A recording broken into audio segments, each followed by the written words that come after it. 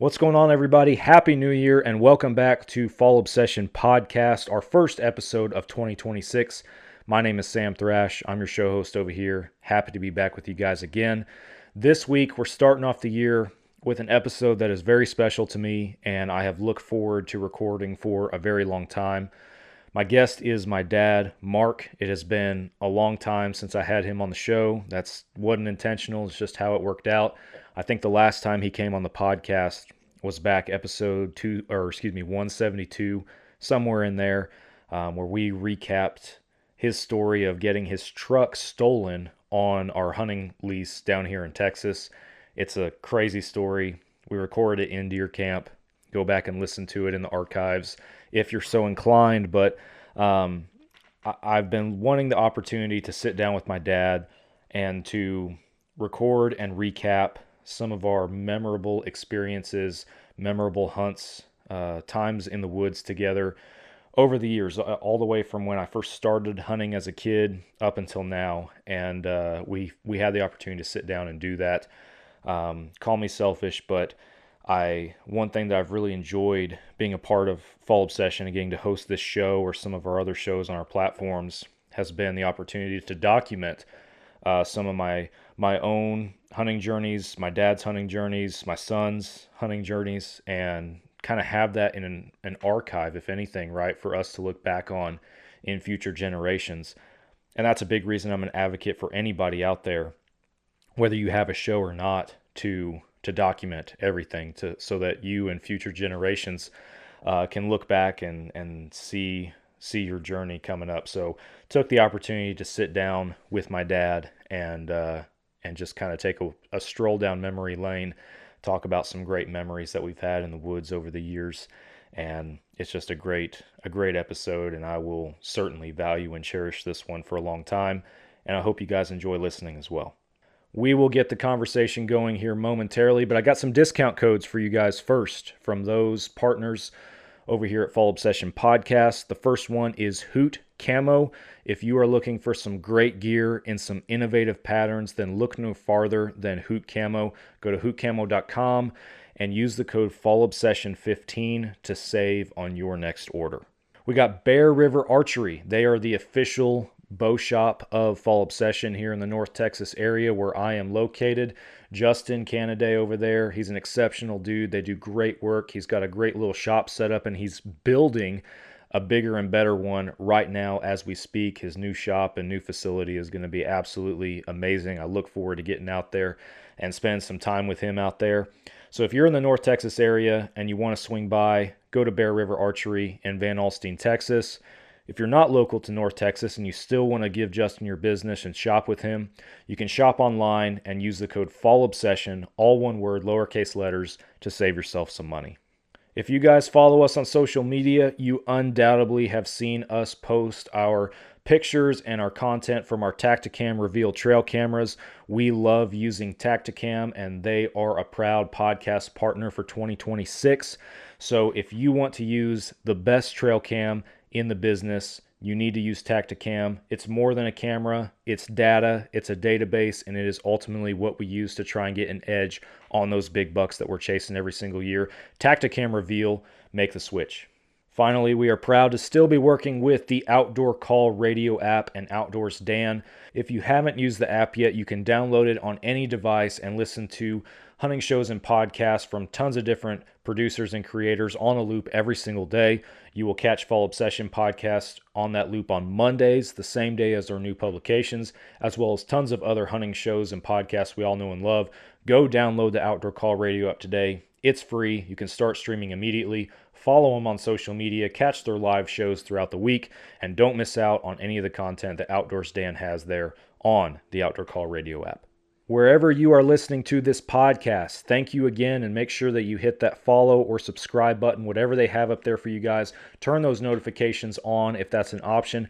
That way you know every week when we drop a new episode. Fall Obsession Podcast streams on all the major podcast platforms, Carbon TV, and then if you like watching the podcast videos, You need to check those out on the YouTube channel. Our podcast videos are exclusive to our YouTube, as well as tons of other hunting films, shows, and some other productions that we put out here at Fall Obsession. We just dropped a new film from our veteran hunt that we did in 2025. The film is called Wellsburg, a veteran hunt story. So make sure that you guys go check that one out on the YouTube channel and subscribe over there. Social media, Facebook, Instagram, TikTok. We are in all those places. Make sure you are following us for daily updates and educational hunting and outdoor content from our team of creators and producers across the country. fallobsession.com is the website. Everything filters through there, as well as you can support the brand by picking up a hat or a shirt from there. And last but not least, if you guys have not checked out our shows on Carbon TV, you're missing out. Carbon TV is like Netflix for hunting, basically, except it's free for you guys. You can stream hundreds of different hunting shows, podcasts, films, live streams, from creators across the country, across the world even, and it's all compiled right there on the Carbon TV streaming platform. Fall Obsession has 4 different shows that are on Carbon TV. This podcast, our staff-inspired video podcast series called Couch Chats, is on Carbon TV, as well as our 2 different hunting shows titled Texas Dirt and Midwest Mindset. Guys, go check it out and start streaming today. All right, that wraps it up for me. We're taking you to the man cave now for this podcast with my dad. You guys are listening to another Fall Obsession podcast. The power lies within that middle ground. Hunting transformed my life. I think you have to be built somewhat different. That Dale Brisby's a super puncher. It's when you get Pop-Tarts on the next Walmart order. I'm serious. Because to come into this country and stay dedicated to that, it was pretty awesome. If it's only for one, then you've done your job. We have to do what's right for the wildlife, and that's our responsibility as hunters. Fall Obsession Podcast.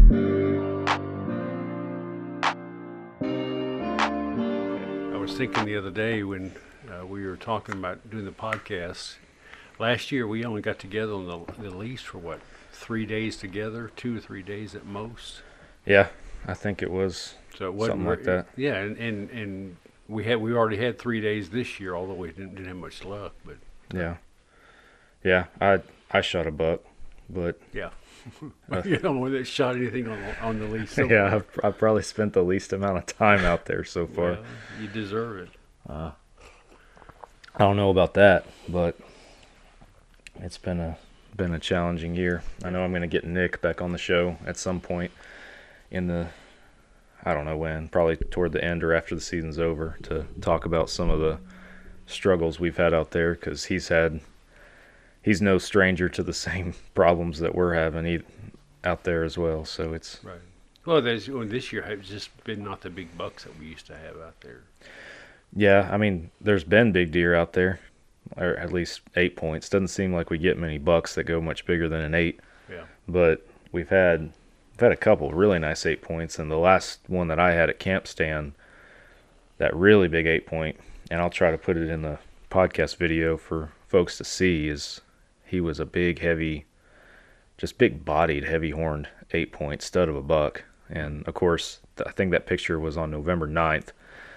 I shot my buck out of that stand, a buck that wasn't as big as him, on like the 6th or the 7th, I think. Mm-hmm. And I remember I left that morning. I hunted the morning of the 9th, and I went home.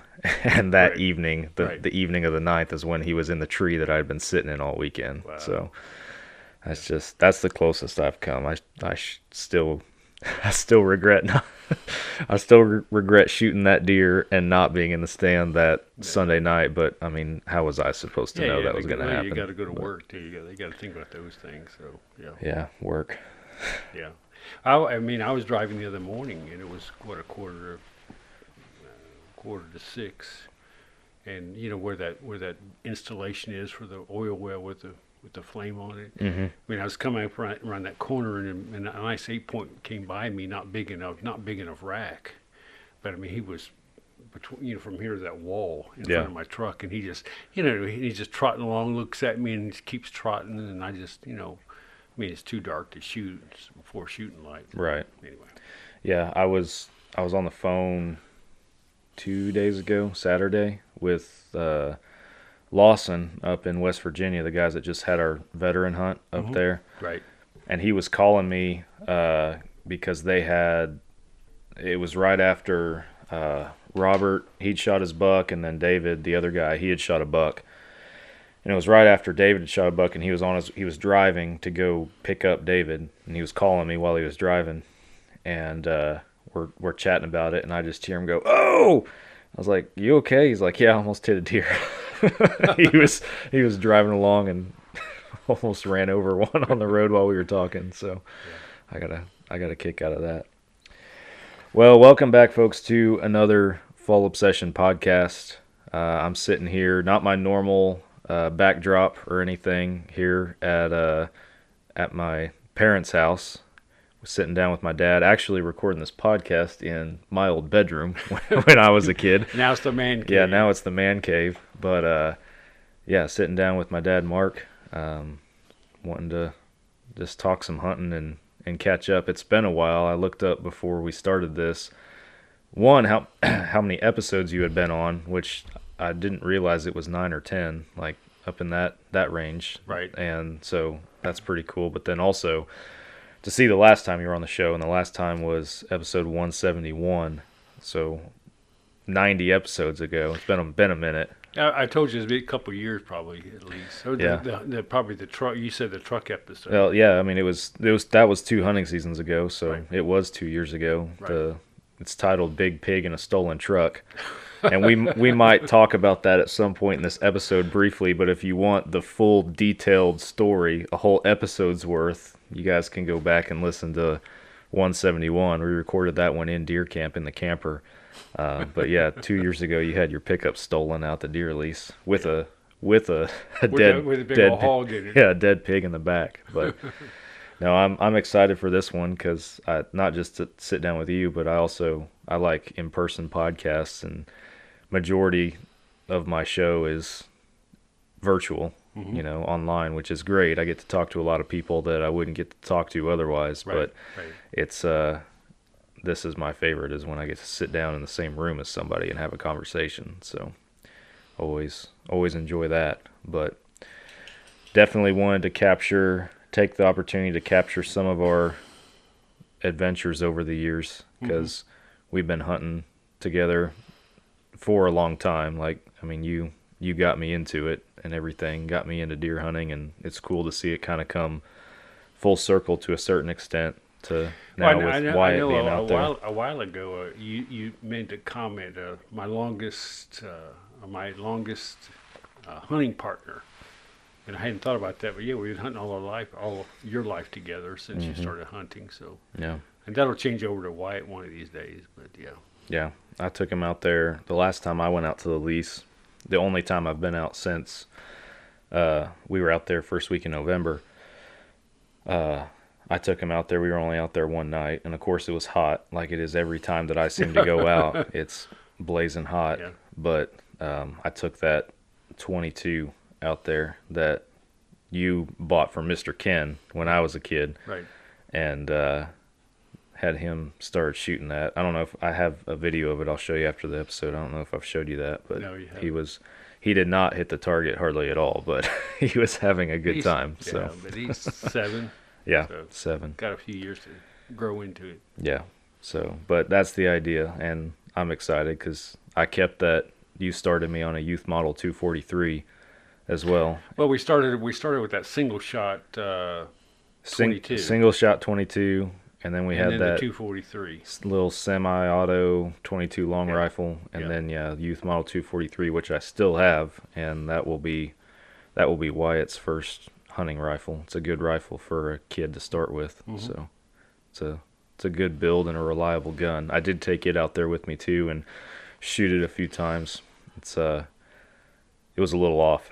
It'd been about 12 years since I think I put a round through it at all. So, yeah. And we chose the 243 just to let your audience know, because in Texas, most everything that you need to kill, you can kill with a 243. Yeah. You don't need a larger caliber. You can get it if you want to, but Well, and 20 plus years ago, whenever I didn't realize it, but that gun's that old now. That's crazy. But 20 plus years ago, when we got that gun, I know that other calibers, other other stuff was out there, I might have not just been as in tune to it, but I know that there's a whole lot more, at least a whole world of deer hunting calibers that I've been exposed to through Fall Obsession as a bow guy. So I don't know. I've thought about building out my own hunting rifle at some point and doing something creative with it based on some of the modern intel on it, but the 243 definitely was it's a good caliber for just plain old whitetail hunting, and especially for a youth whitetail hunter. Right. I feel like so. Right. Yeah, it's been good. Some of the stuff, and where I'll start off our conversation, I wanted to ask you, because we just talked about you got me into hunting when I was a kid, or deer hunting in Texas, that is. But where did it start for you? My dad, I grew up in Florida. My dad, your granddad, was not he was a bird hunter. But he never included us. I have two brothers. We were never included in the hunts. He'd always come. I can remember him coming home and with with quail and dove, and but he never took us hunting. So it was when I was in my mid-30s in South Carolina, and I was pastoring in a church there, and had two good buddies that were deer hunters. And they were both on this hunt club, which is 2,000 acres of timberland. And they had a certain amount of members. You had 30 members on the club. And you pay your membership fee and, so forth and so on. And they said, "Are you interested?" I said, "Sure." And I'd never deer hunted. And I can still remember, that's where I killed my first deer. And I can still remember sitting in a stand over a food plot. It was a long, narrow food plot. And sitting in the stand and seeing out of the corner of my eye, my peripheral vision, I saw 3 deer come out. And I still remember I shot the biggest one of the 3, and it ran toward me and then behind me and went in this big old deep ditch. And I got the shakes like I'd never gotten shakes before, like most deer hunters, at least. That was my first kill. And yeah. So, but that's where I started and hunted there for a number of years. I take your mom there, and I can remember your mom, killing deer out there. I remember she was pregnant with you, by the way. And we were out there. We were going to Charlotte, North Carolina, to see my brother for Thanksgiving. So we stopped there. It was between Columbia, where we lived, and Charlotte, and we stopped there to hunt that morning, and then we're going to drive up for lunch. And I remember your mom. I put her in a stand and went to my stand. I came back. I didn't see anything, and I said, "How'd you do?" She goes, "I killed a buck." I said, "Really?" She said, "I drug him out." And I said, "Yeah." So your mom's always killing bucks. So yeah. Yeah, I remember you talking about that. Yeah, but that's where I started with those guys, and they were good friends and kind of helped me along. But there was nobody to show me the way or to increase your knowledge is so much better than mine, and you're a better hunter than I'll ever be. But that's just but you've learned it and have progressed further than I'll ever go. So anyway. Well, I don't know about that. So we don't have that much of a different amount of deer on the ground. Yeah. So I went from we went there. We moved. Of course, we lived in Wyoming. And, we hunted some pronghorn up there and mule deer and whitetail and had a little bit of success. It's a whole different world hunting up there than, the tags and so forth. You got to tag a certain area, you got to, apply for, et cetera, et cetera. So, right. I found it harder. But in South Carolina, by the way, back up a second, these guys, I'd goose hunt with them and duck hunt with them. And, we did a lot of different kind of hunting. And in Wyoming, did a lot of pheasant hunting with a friend of mine named Bo in our church. And he was a great pheasant hunter. And he'd always kill his limit and help me with mine if I needed help. Which I usually did because I'm not good with a shotgun. But that was fun. And then... of course, moved back to Texas and, pastoring a church over there in Richland Hills, and that's when Mr. Ken comes in the picture. Yep. And that, he was on a lease out in Hamilton, and that's where we got on to start with. So. Yep, and that's where it started. It was it was 300 acres total, right? Or It was, around it's that? about I think 323. And why don't you describe for your audience the property? Well, so it split the road, and I guess it was a gravel road. It was a public road. It wasn't private. Like there was traffic on it, but it was a gravel road, and it was both sides of the road. My orientation might be off, but I believe the west side had more hills, more cedars. It was a little bit tighter, just as far as the layout, if you will. Mesquites, there were mesquite thickets out there as well. And then the east side of that gravel road, I want to say, I don't remember the footprints of each one. It totaled the 323, like you said, but the one on the west side, I believe, was bigger. But then the one on the east side was more open. Like it had tree lines, it had creeks, it had a big hill kind of on the, I think it was the south side, that went up there to the property line, but then it opened up into fields, like very large, Big field. very large and big fields. I think about that property a lot because And it had a nice big ditch, like running through. like a dry creek almost, or sometimes had water in it, 10 feet deep. Yeah, and it was two sides of that field, Right. and this is a massive field, like 400 yards from one side to the other, about ish, if I remember right. But yeah, two sides of this field had timber and that big ravine running around it. So yeah, the deer, it was a highway for the deer to travel around and in and out and pop out in that field wherever they wanted to. So we never hunted that because I'm too stupid to know that. Well- And you were too young. well, and that's the thing. Like, I think back and I mean they're all learning years and formative years for me as a deer hunter. But it's like, man, it'd be really cool to have that property now, knowing what I know now.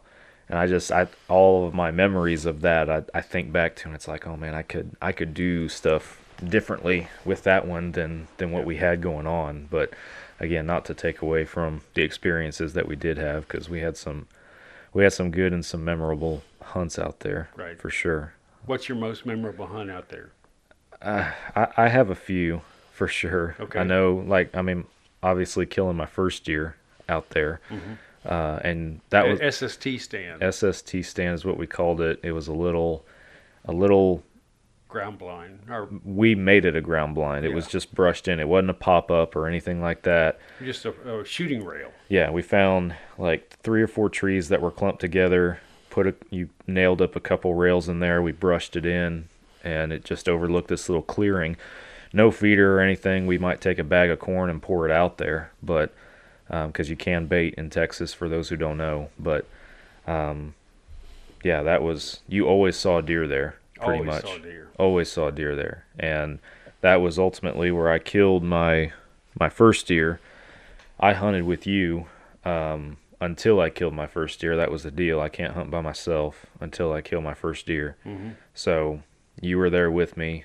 I can't remember the order that all the deer were killed in, but you shot 2 deer that same hunt, and then I shot a big doe, and that was my first one. And then you killed two other does or something in that hunt, if I remember correctly. So it was busy. It was right after Christmas. I don't remember. I think it was like December 27th or 28th or something like that. It was right after Christmas. So that year. But yeah, that was a memorable one.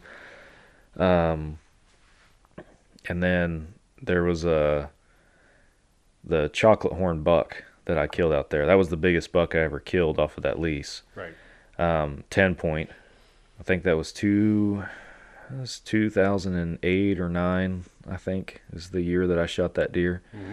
But I remember it was on the side of the gravel road that all those fields were on. But there was a stand up that hill on the south side. That hill went up to the property line. Right. And right before the property line, there was a guy that had put a stand up there. And that was one of the deals that we had on the lease, was kind of like we have now with Robbie and Nick on the Texas Dirt Place, is if you're not out there, it's like everybody had a standing rule that the other guys can hunt your stands. Yeah. You know, it was obviously if you're out there, you get first dibs, preference to your own sets, but we all shared. So there was a box blind and a feeder up there, and I had never hunted up there before. We'd driven past it. We knew it was there. It seemed like a good spot. So you dropped me off in the Jeep, and that hill was steep. I remember you had to put the Jeep in four-wheel drive to drive up and down the hill, and that's with just normal weather, normal ground conditions. It's not even wet or slippery. That's just how steep it was. But you drop me off, and then you leave, and I walk over to the blind, and there's a padlock on the box blind. And I remember, like, I don't remember. I've been hunting for a few years at that point. I don't remember how old I was, but I remember being angry when I saw that. I was like, "Are you serious? Like, we all have a deal out here." And I was like, "I'm hunting this spot." So I had my little folding stool with me. So I set that down. I just sat down on the ground right next to the blind, to the left of the blind. Mm-hmm. And the feeder's ahead of you, 80 yards or so, through an opening in the trees, lots of cedars around, and then off to the left, going back to the south, there's an opening in the cedars, and the grass is really tall in that opening, and it's a clearing, and then on the other side of the clearing is the actual property line. You can see the property line and the tree line from there. But in between that fence and where I'm sitting, the grass right there is super tall, like waist high or taller. So it's within the last hour of legal light. And I look over there to my left, and I just see antlers going through that tall grass. And I'm watching those antlers go through, and then this head comes up and looks at me, and I see that it's outside the ears, which if you're from Texas, you know that that's what you look for to determine if it's a legal buck. Right. So it's outside the ears, and then his head turns, and he keeps walking with his head up, and the grass is tall enough I can't see his body. I can just see his neck and his head. So I just freehand threw my rifle up and put the crosshairs behind his ear and shot, and he dropped right there. And that's like, I still remember. I remember every detail of that hunt, like as far as what it looked like, those antlers coming through the grass, his head coming up, what he looked like in my crosshairs. I remember all of that. And that buck, if folks have watched any of our other podcast videos in my normal office where I record at my house, that buck's on the wall behind me. He's not a monster deer inches wise, but he was an older deer. He was probably 7 or 8. Like, looking back, I didn't think anything of it at the time, but looking back now at the pictures, I'm like, that, looking at his face and his body size, I'm like, yeah, that's a mature buck. That's an old buck. He had probably already gone downhill from what he once was antler size. Right. But he was he's probably only 120 inch, give or take, 10 point, but dark chocolate horns. That's what I love, the dark chocolate horns. Dark chocolate horns. That's the only deer I've ever killed with dark chocolate horns. I've killed plenty of deer that have just had regular old brown horns. You've shot a buck out there with like really white horns, that big 8 that you shot. Right. But yeah, that's the only deer I've ever killed with dark chocolate horns, and I remember that was really cool. But couple of hunts I remember you and I, we had a bust morning, and I can't remember what year. In my mind, my memory's fragile as I get older. But after the morning hunt, you and I said, take your rifle, and we walked. I didn't have my rifle with me. You were the one with the rifle, and we were just walking the property kind of, and we were on the west side, and you said, Dad, there's a buck. Mm-hmm. And he was in a stand of trees, and I couldn't see him. And I said, great. And, of course, we're standing in the middle of nowhere. Yeah, middle of the 2-track road, yeah. So I said, okay, and I got down on hands and knees, and I said, lay your gun on my back and get a good rest and shoot him.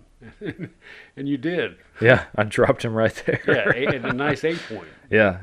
I remember that one, too. That one was that was my first buck with an actual, like, frame. Yeah. Like, early on, I had shot a couple button bucks when I was first starting to hunt, and then I shot a little cow horn buck, just a little 2 or 3 point, which is also on my podcast wall, despite being a tiny little rack. First one. It was my first actual. And in Texas, legal to shoot a cow horn. Yeah, legal. So that one, just as a cool memory to have on the wall. But I'll just say that 8-point, yeah, that was my first actual deer that had big antlers, it felt like. And again, looking back, it's a nice deer, but it's not a monster. But looking, like, at the time, I was like, oh, this is a giant. Yeah, well, and the way it was hunted and shot, it was like 11:15 in the late morning, and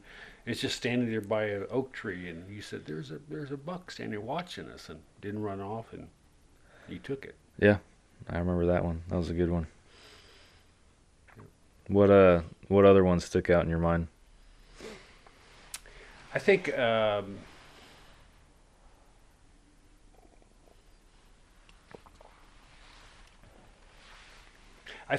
the one that you talked about just a minute ago, that I was up on the west side and in the Mesquite Flats, and it was overlooking a food plot with a feeder way at the other end, and I remember the evening I was sitting there, and there's lots of mesquites around me, but I remember looking off to my right, and I'm in a box blind, and I see these horns going by me, which that never happened to me before. You usually see them out in front of you, but it's coming by me, and I'm thinking, well, maybe this one will go down here and come out.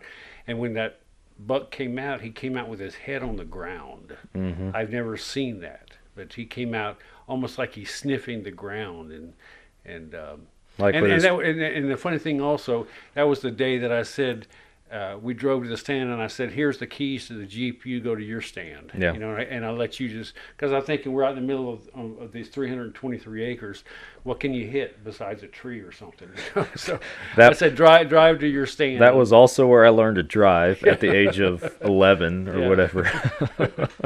But I remember shooting that, and you and I had talked, and I think on the phone, I said, yeah, I shot a nice.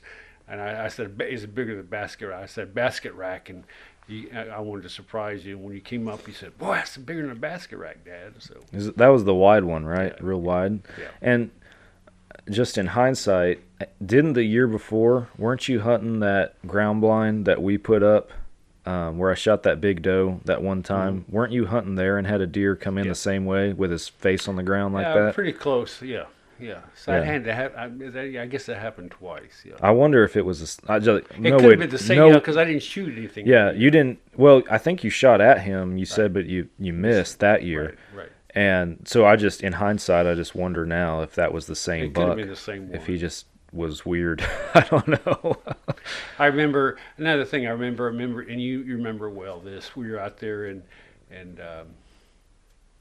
this is before we had cell phones with apps and weather and all that, and had a rainstorm come in, and we tend to camp on the west side, and we camped in an open area, probably 50 yards from the road. Yeah, not far. Yeah, and so it's raining, so we got our tent, and there's we camped the same place, never had any issues, and so it's raining. We're thinking, okay, so we went to bed, and then you woke me up and said, hey, Dad. And I can't feel the ground, and there's water coming in the tent. And I reached down, there's about 2 inches of water. I said, we're okay. And then later on, I was like, Dad, I can't feel the ground. And it was a big monsoon, and we had to jump out and haul the tent up, and all our supplies floated downstream. I just remember that.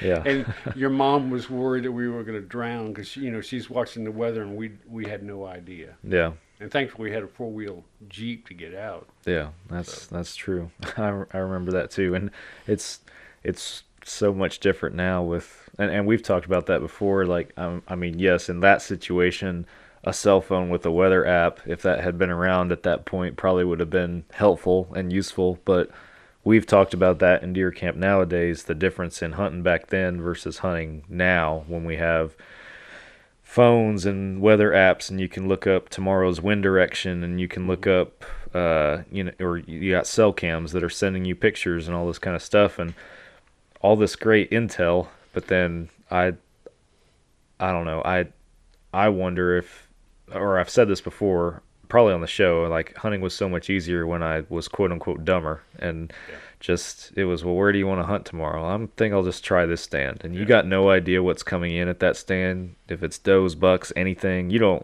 might not even know if there's corn in the feeder.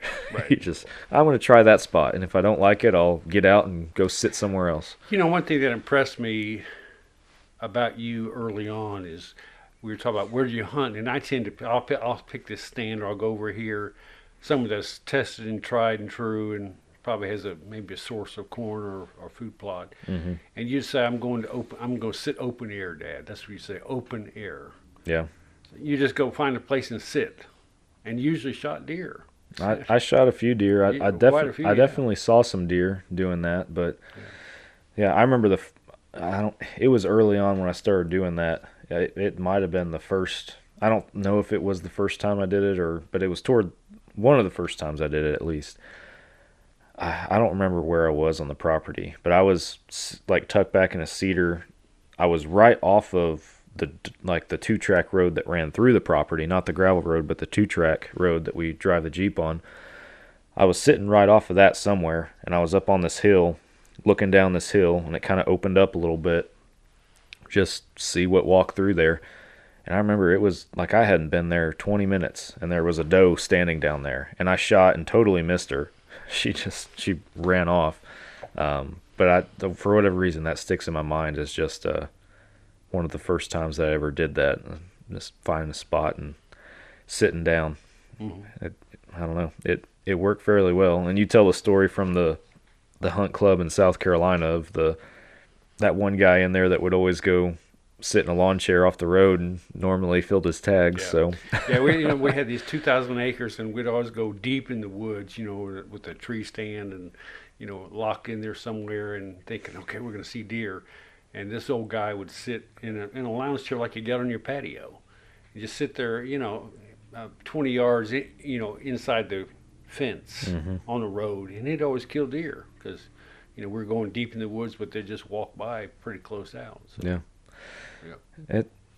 You don't always have to go deep. I mean, that principle is even applied in some extent out Texas dirt, because I think it was our third year out there. You made the conscious observation that we were always driving like from camp down into the property, and somewhere like within the first couple hundred yards on the main road leaving camp, you always see deer running across the road. So you found that spot where Camp Stan is now in the mesquites, about 300 yards from the camper, and that is by far the most consistent spot we have on that property as far as deer regularly showing up, and it's right there close. But you figure out why. I think I figured out why, but I don't know that for sure because it's been 5 years on this property, and I don't know that I haven't found anything. I'm like, oh, that works, because I suck at hunting, but I'm of the opinion that we have so much mesquite thickets up there, especially on the north end, like where that stand is and pushing north and kind of northeast of that. There's so much just random mesquite thickets. Nothing, 80 acres or so. Yeah, we estimate it's 60 to 80 acres of just a mesquite thicket, and it's open enough that the deer can maneuver through there easily enough, without feeling like they're still roaming, still being able to browse. And there's little clumps of like little oaks and stuff here and there, so there's little pockets of acorns throughout the mesquite thicket for them and everything.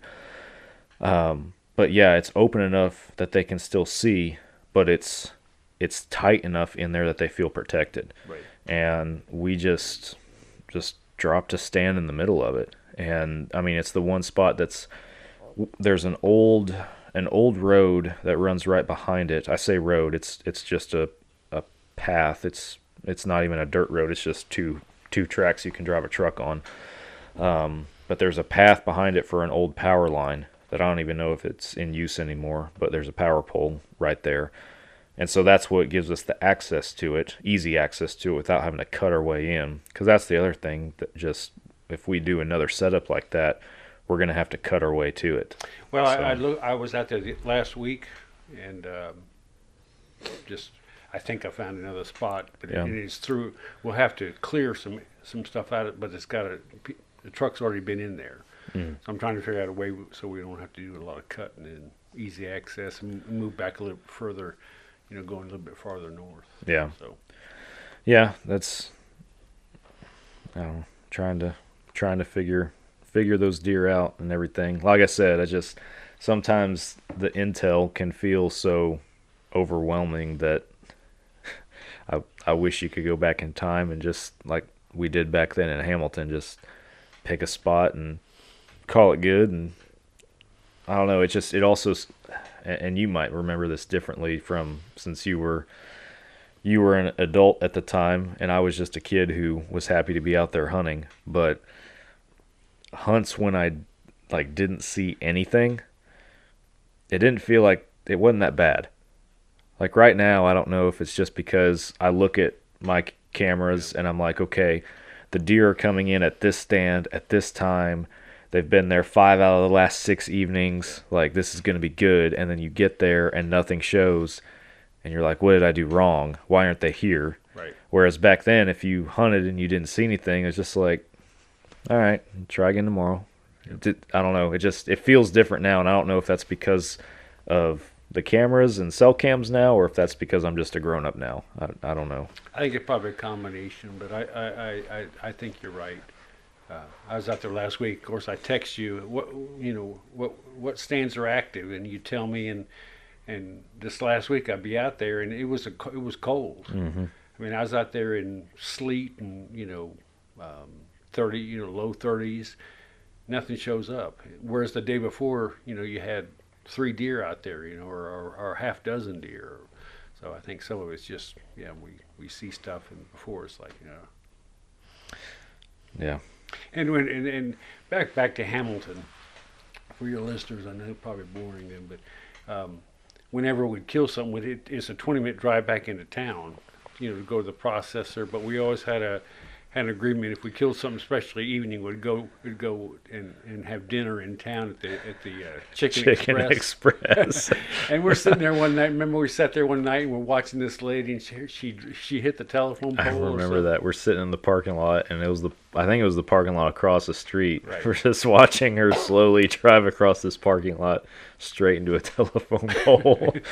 I said, she's gonna hit the pole. I remember We'd always go in because but back in Hamilton we were in a tent. Mm-hmm. And we were tent camping. So I can remember one morning waking up, you and I, and you could just see just our noses sticking up because it was 26 degrees in the tent. It was Oh yeah, cold. no, it's changed a lot now. We've upgraded. I'm spoiled. We're in a camper now. We got the buddy heaters. We got Got a little electricity when you turn the generator on. I mean, yeah, we got electricity at night, so that's nice. But yeah, I think back to that, and not that I don't regret it or anything. I don't know. I'm either spoiled or just smarter now. I don't know, one or the other. But yeah, it's I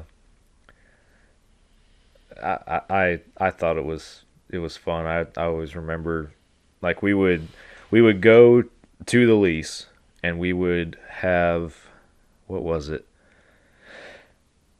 I feel like when we'd get into town, there were several times we'd stop at Dairy Queen, Mm-hmm. and we eat at Dairy Queen, like right on our way to the lease. Right. And then we would go hunt, and if we killed something, that was dinner, was Chicken Express. Right. And then out there, you would always cook breakfast after the morning hunt, which was around lunchtime or so, but you'd make toast and eggs and Spam and all that kind of stuff, and I remember Tastes those. good outside. Oh yeah, it always did. Yeah, that's what you always said. We did that on Texas Dirt. We've done that before, where we cook breakfast out there and have kind of the same thing. But I've also enjoyed, and we are a lot closer to town out there than we were in Hamilton, but I do enjoy going to a mom and pop hole in the wall breakfast joint in town there too, and having breakfast there. Sometimes that's enjoyable as well. I like that. But Yeah, I told your mom when I got back this last time, I got up the next morning, I said, it sure is nice to have a hot cup of coffee when you get up in the morning. yeah, Because they don't have that out at the least. So, Yeah. no, it's times change and everything, but it's fun to think back. I was thinking back on that stand you just talked about with that buck that you killed that came in crawling on his head.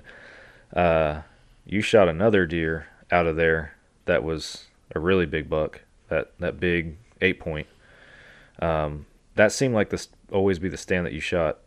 Like there were good bucks up there in that area. Yeah, it was in a lot of oak trees there. It was a mesquite flat, but a lot of oak trees. But also it was the fence line was probably 20, 30, 50 yards to the left of where the stand was. I can't remember what direction that was, but yeah, there just seemed to be a lot of bucks up there in that area, but a lot of deer.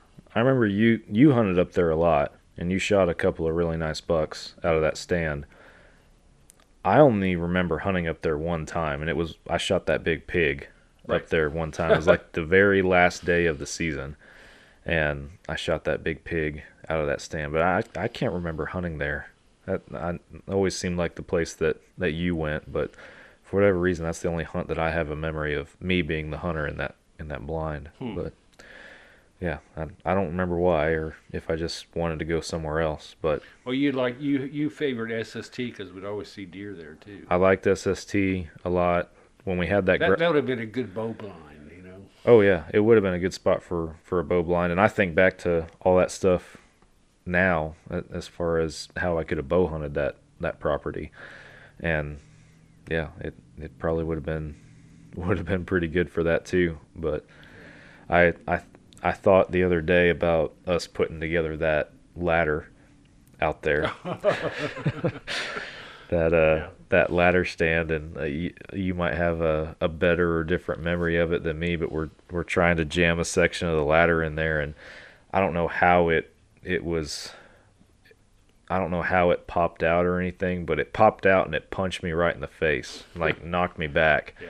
And you're like, "Are you okay?" I'm like, "Yeah, I'm fine," and everything. And so we go back to putting it together, and then it did it again. It did it again and knocked me back a second time. And I thought about that the other day because I was putting together a metal ladder stand for a new spot on Texas dirt, and I was putting it together in the driveway at the house, not at the deer lease, because I wanted to make sure I had the right tools and just make my life easier and take it out there in one piece. But Wyatt was out there helping me, and I was thinking about that. I was like, I was not much older than you are now when when that ladder popped me in the face. Yeah. But that's a fun memory. Yeah, and I remember the first time we ever went out there.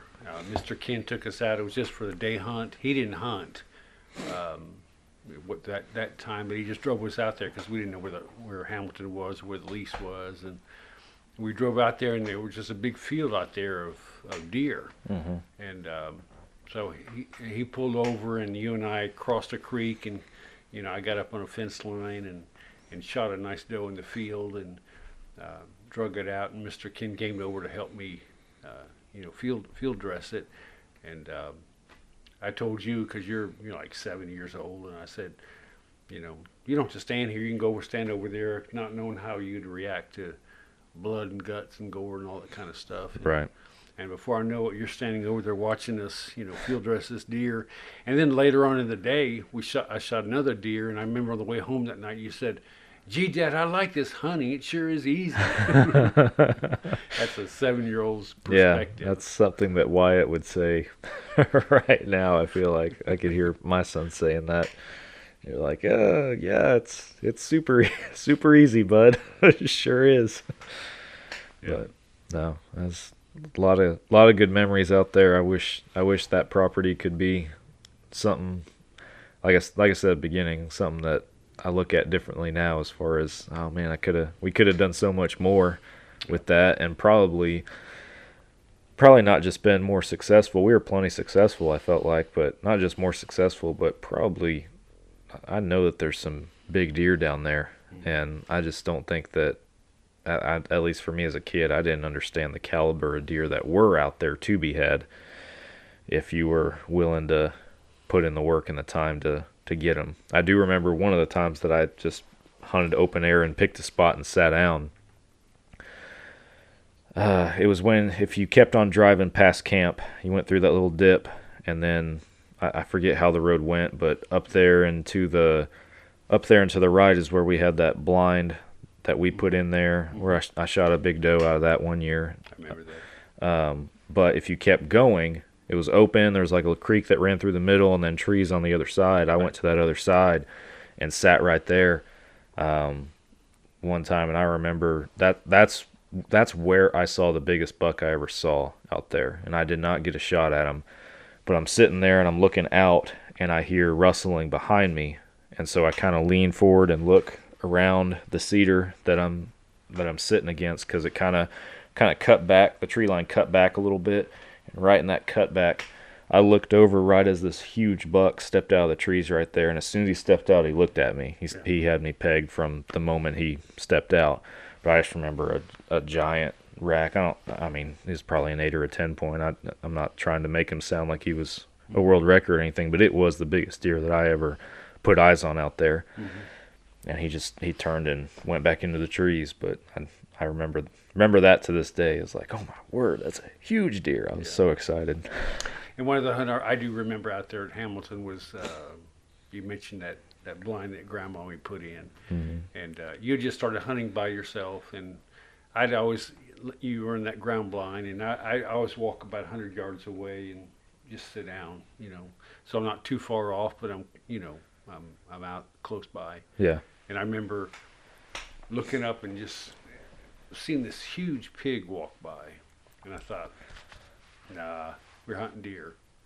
And this pig was good size, and I thought he'll tear up the property. So I just put my gun up, shot, and he dropped right there, and I was not trying to run your hunt because you're 100 yards away, but it was a big pig. Yeah. And I can remember you and I trying to get it up on the hitch haul. Yeah. We were having to try to back it up on a hill so we can just roll that pig in there, and the processor goes, man, that's a big pig.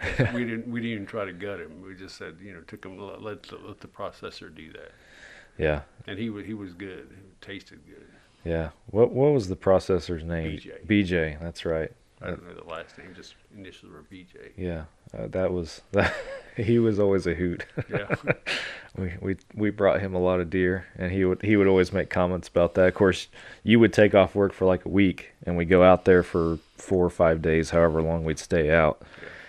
And you would always try to go in the middle of the week, like, because you knew the other guys out there on the lease, they go out there on the weekends and everything, and rightfully so. But you're like, I want to be out there when no one else is out there, so we'll go out during the week. And so yeah, BJ, sometimes he would see us between the two of us like 3-4 times in a week, and he's just like, man, y'all are killing deer. Yeah, for once. Yeah. Not right now. Yeah, a little bit different story right now, I feel like, unfortunately. But you also got this one on the wall right here. That was a unique trip. Yeah. We didn't have a lease for several years, and so that was the kind of the family's gift to you one year, was getting you a deer hunt down the hill country. Mm-hmm. You shot that nice 10 point, and I remember that because at that point I was an adult, but I started hunting by myself when I was a kid, and we were still on the lease together. And then when we got off of that lease, and a couple years later we started hunting down in Weatherford or Peaster, that area. Yeah. And I'm a teenager at that point, and then I start driving not long after that. So at that point I felt like I was just gung-ho and wanting to hunt. So I was like, I would just go out there whenever it worked for me to go out there. And we didn't hunt together as much out there. So I remember that hunt with that buck that's on the wall behind the camera as being the first time in a long time that you and I got to seem like hunt together. Yeah. And we hadn't sat in the stand probably 10 years or so. Yeah, it'd been a while. Nice. And I can remember that first morning we got up, and we're sitting in the stand, and it's pitch black, and we are next to each other, and I mean, if I looked over, I can't even see. It's that dark. Yeah. So Yeah. And I remember, you were doing the video, and I was doing the hunt, but I can still remember the afternoon we're sitting in that stand where I killed this deer out of in the afternoon before, and your eyes got real big, and you said, "Dad, don't move."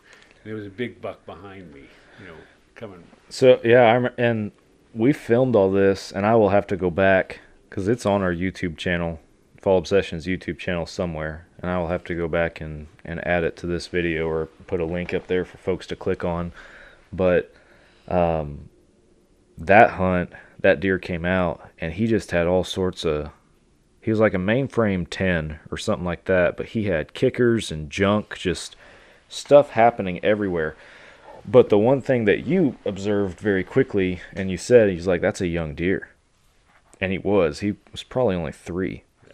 So you made the decision to pass on him, which, as cool as he was, it was the right decision to make. Just he can be a whole lot more than what he is now. If he's a 3-year-old and he's already that, imagine what he'll be at 4, 5, or 6. Oh, yeah. So, but I remember that, just looking at that buck and getting video of him, I was like, man, that deer is and we crazy named that looking. deer like 1:30 or 2:30 or something like that. We gave him a name because of the clock when he came out. Yeah, I think it was 2:30 or something is when he came out walked at out. 2:30 in the afternoon. Yeah, and then we had another really big 8-point come in. Had crab claws in the front. He was also a really nice buck, but you ended up taking it down to the last hunt with that one. And I can't remember.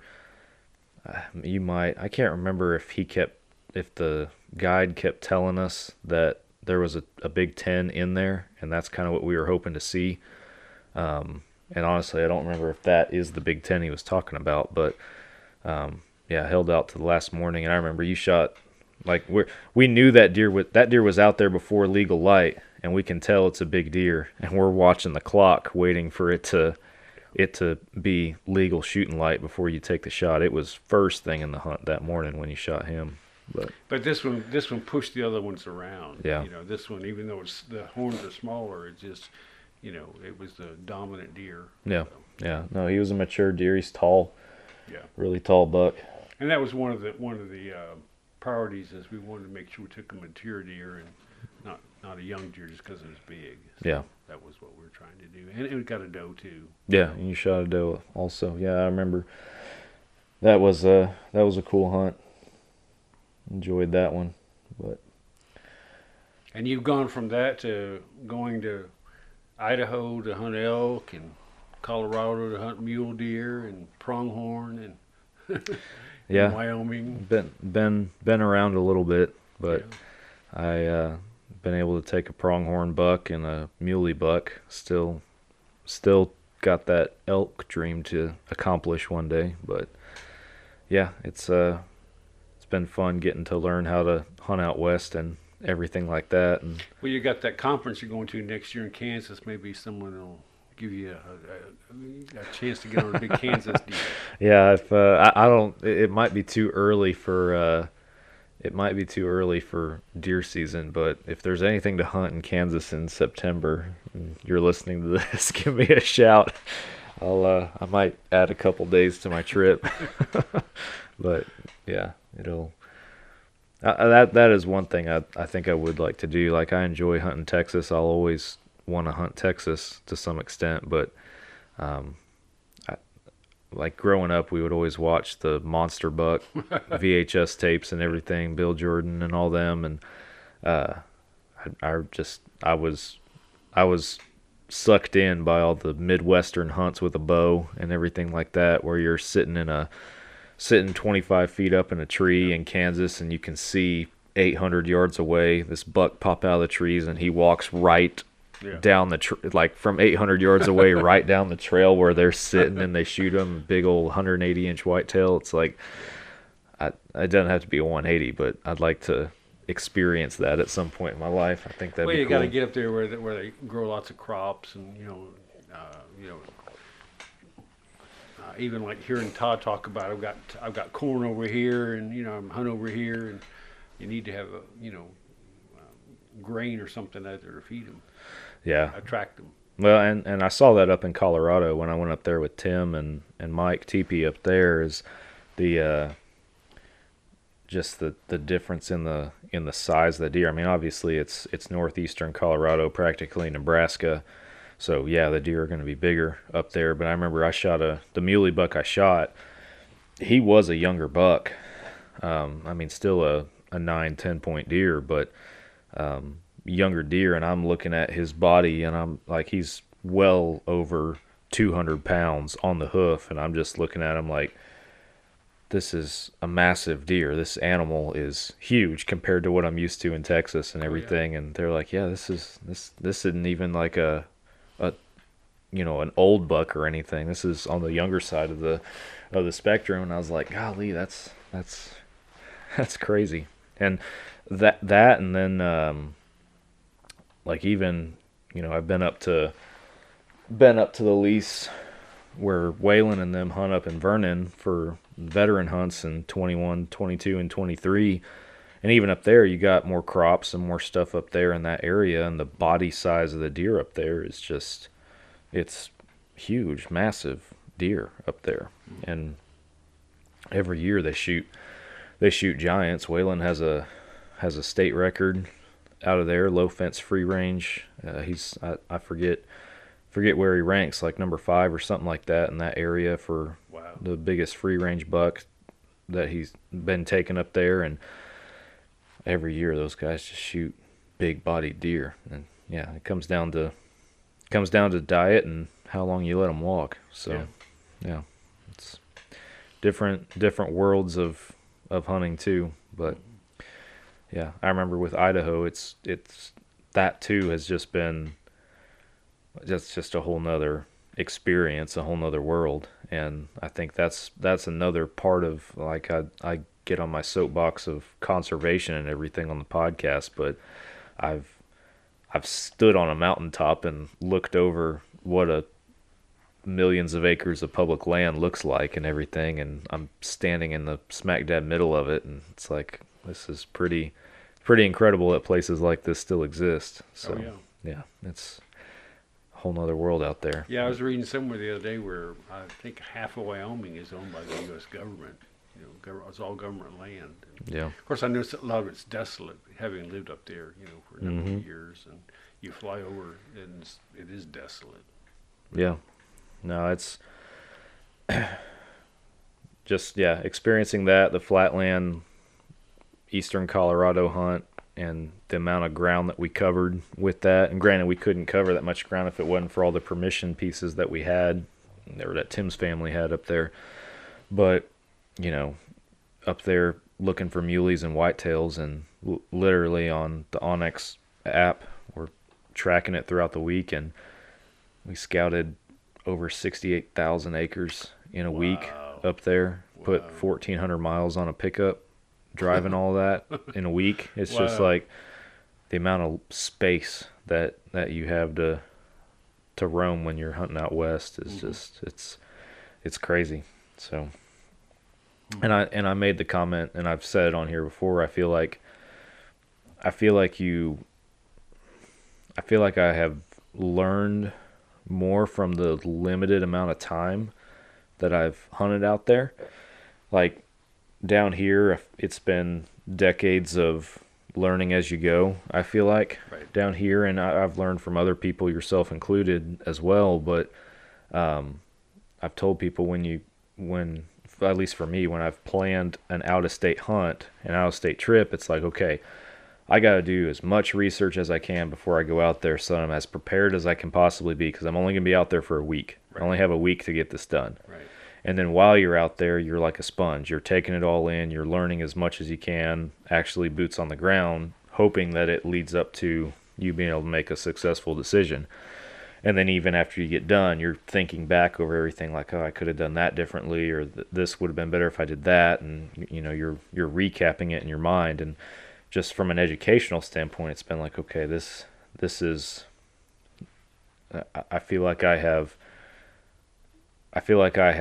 retained so much information in short periods of time, because I tally it up, and I've spent, I don't know, a month of my life, maybe a little bit more, hunting in another state in total. Like when you tally up the actual days that I spent hunting in all these states, I've spent a month of my life, and that's it, hunting in other states. But the amount of stuff I feel like I've learned from it is, I feel like it's been a lot longer than that, if that makes sense. So it's just, I don't know, it's all how you value the information, I guess. But Well, you need that information to be successful, and you're smart to say to those who, like Tim, how do you hunt this?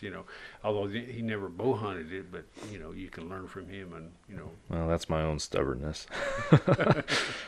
I certainly could have killed a bigger deer if I had rifle hunted out there, Sure. but at the same time, like that deer that for the hunt that I had to kill that deer, it could have been a 200 incher as far as I'm concerned, or it could have been a forky, and it would have meant the same thing. So I'm very happy with the buck that I got out there. I remember you calling me and saying, "Dad, I got to stalk it."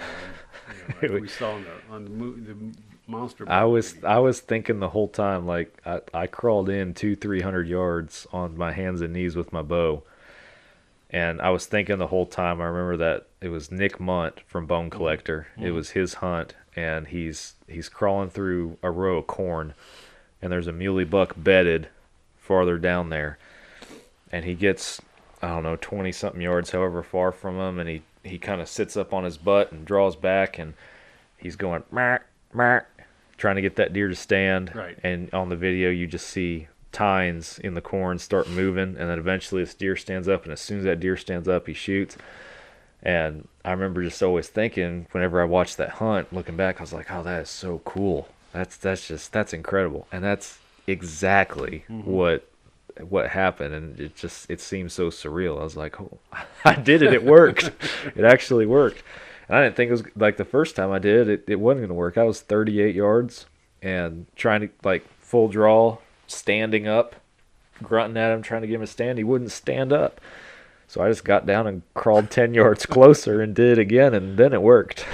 So How far did you run after you shot him? He ran 80 to 100 yards, and I remember that, like, he ran 80 to 100 yards and dropped, and as soon as I saw him, like, I'm glued to him, and this is 2 weeks after I shot that buck at camp stand. Right. And hit him high and never recovered him. So I was like, I'm gonna watch this thing drop, and so I got to walk right to that spot. I'm glued to him until he stops, and I see him wobbling. I see his face tumble into the ground, and that's when I just started jumping up and down. So I was like, I was so excited. And I mean, Tim's familiar out there, so he knew what was at stake, but those guys were a quarter, half mile from me on the hill in the truck watching the whole thing go down.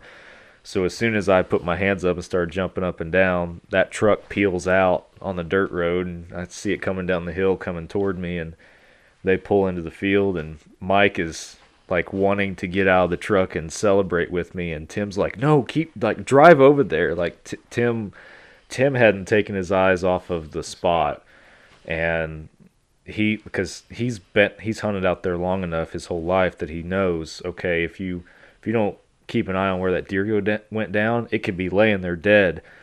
But this stuff is so flat, it's the CRP's so tall, it all looks the same. He goes, you might be out here for hours looking for the deer that you just took your eyes off of. So Right. He was like, I'm not celebrating until we actually put hands on him. And he drove over there, and Mike and I started walking.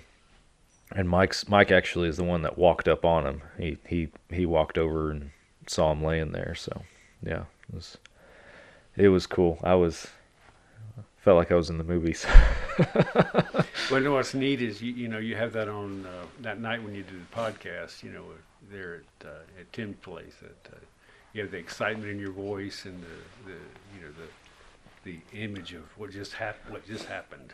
You can listen to that 20 years from now. Well, and Watch it. And I tell folks, I've said it on here before, I don't listen to a lot of our episodes back again. Like, by the time I record it, so I'm a part of it when we're recording, and then I edit it, and then I go back through and edit to pull reels and clips for social media out of it. I mean, I have a way that I do that makes it as efficient as possible, but still, I spend a lot of time with that episode before and when it's released. So I rarely go back and re-listen to my own podcast, but that is an episode that at least every year around the time of that hunt, around Thanksgiving time, I typically go back and listen to that one again, because it is cool to get to relive that. Not just the story, but like you just said, we recorded that podcast 7 hours after I shot that buck, so the emotion and the reaction was pretty genuine and authentic, and yeah, you can't replicate that. You can't make that happen again. So I enjoy that for sure.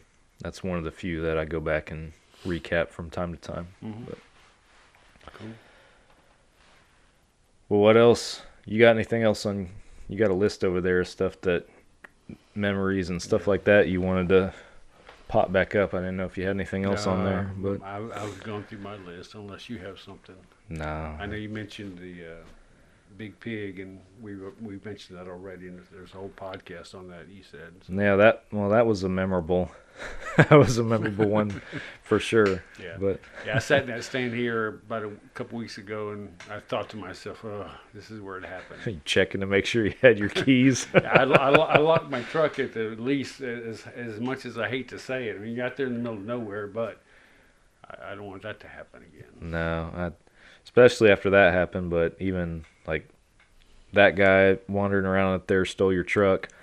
There's enough oil field guys that drive through there, and not that I think ill of any of them. We haven't had any issues so far, good so far, but you never know. And then the neighbor that I've caught trespassing out there and stuff, I lock my truck now. And even Nick's dad, Robbie, I think he even made a comment on how before your incident, he never really locked his either, and he's like, yeah, I'll lock my truck now. So yeah, but that's a good one for our listeners to go back and listen to as well, because that's something that doesn't happen. But the cool thing is your truck got stolen, and you still got to process the pig that was in the back of it when the dude stole it. So yeah. And so we always have adventures that come along, and just because it's been since then that I've had you on the show. Last year, and it wasn't real funny for you and either of us in the moment. Might still not be, but then your truck breaking down at the least last year, and I was out there with you that time. I didn't have to come rescue. I remember being in camp, and you were coming back from the range, and I remember you pulling in. I was like, man, his truck sounds weird. And you killed it. We talked for a while, and you went to go start it, and then that's when it wouldn't start, and that whole debacle began. Yeah. Long story short, we got a local Chevy dealer there in town to agree to look at it and try to get you up and running as quickly as we could, but we had to get it to him. Yeah. And I had ratchet straps in my truck, but they were not rated for the weight of another truck. So we are limping our way from the lease to town to the Chevy dealership, and like I am trying to not jerk your truck too hard, because if I do, the strap's gonna snap and all this. And we had those straps, we were piecing them back together after they broke because we didn't have anything else, and we're just blue collar people. we have the same problems as everybody else, and there's a better way to do probably most of the stuff that we do. But I went out and bought some heavy duty straps after that are rated for 3,300 pounds, so that I've got a big chain out there, just a big thick chain out of throw it in my truck, just in case. Yeah, but just another one that we can look back and chuckle about now, I guess. That it wasn't very funny in the moment, but it worked out. Well, thanks for visiting with me and recapping some memories and everything. Thank you. I enjoy the stroll down memory lane, and hopefully we'll have an opportunity soon to make some more. Maybe Well, kill some hopefully deer. we'll have a chance to be at the lease together and hopefully knock some stuff down and have something to talk about, more than, more recent. Yeah, like I mentioned earlier, I did shoot a buck earlier this year, and I haven't talked about it on the podcast a lot, and a majority of the story I'm saving it for. I'm going to do a show with Nick after the season's all said and done, and we're going to kind of recap our struggles as we seem to do annually, yet again. But so I will share the story in its full extent at that time. But I know that was a learning experience for me as a hunter, even this season, because I shot a buck with my bow. It was not the buck that I thought it was, and the recovery was challenging. The shot was lethal, but the recovery was challenging. Mm-hmm. And on top of that, had a couple of friends helping us track, and some of the comments that they made when I recovered the deer were discouraging. And then I'm looking at a buck that is not the buck that I thought it was. Right. And it was a lot of frustration, and I was angry. I was frustrated with the whole situation, and then I was frustrated that I felt frustrated about killing a deer. I was like, I should feel excited about this. Right. And in hindsight, I would have handled that whole situation a whole lot differently. I'm happy that I filled a tag. For all I know, at the rate that our bucks are disappearing, I'm likely won't get a shot at another buck this year anyway. So It is what it is. But I don't know. It was a growing experience for me, because in hindsight, I don't feel like I gave that animal the respect that it deserved through that kill, and that was humbling for me. So I'll talk about that more when the time comes. But sure. For those who have heard me mention a couple times that I have shot a deer this year, yes, I have. Yes, I found it. Yes, it was a buck. It just it gave me some other things to evaluate as a hunter, that some challenges that I had to work through personally that I've never really had to deal with before. So, but anyway. Okay. Well, thanks for joining me.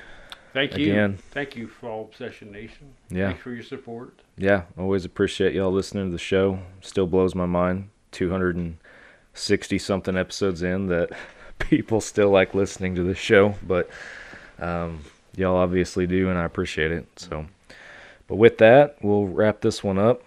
Thank y'all for tuning in. If you have not already, hit the follow and subscribe button to get notified when we drop new episodes. Please do. We got more coming, more hunting season recaps, both with our own team and with others outside of our team here in the weeks to come. So stay tuned for those. And I'm going to hang it up. Thanks for listening. I'll catch you on the next one.